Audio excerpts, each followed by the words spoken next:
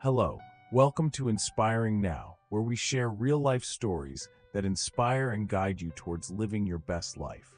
And today, we're diving into a tough topic. I hate my parents. It's a feeling many of us have struggled with at some point. So, let's explore this through a heartfelt story that might just change your perspective.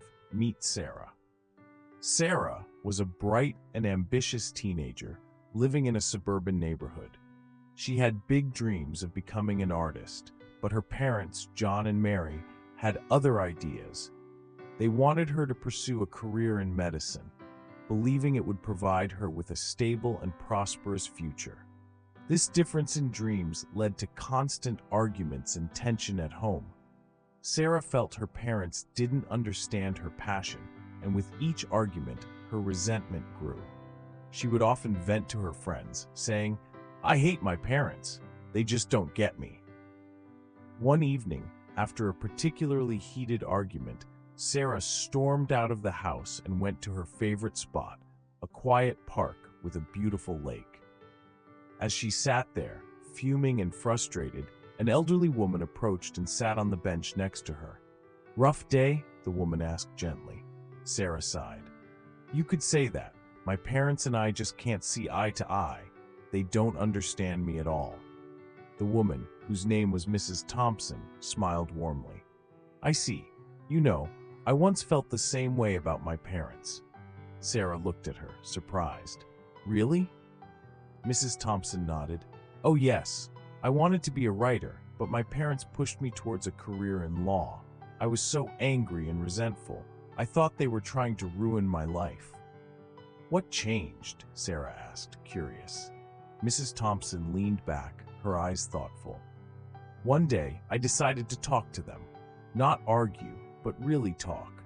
I wanted to understand their perspective. What I learned changed everything." Sarah listened intently as Mrs. Thompson continued.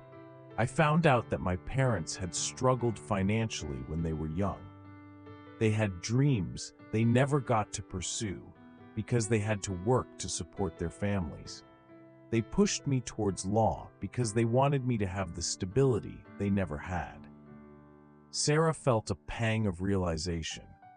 She had never considered her parents' past or their reasons for pushing her towards medicine. "So what did you do?"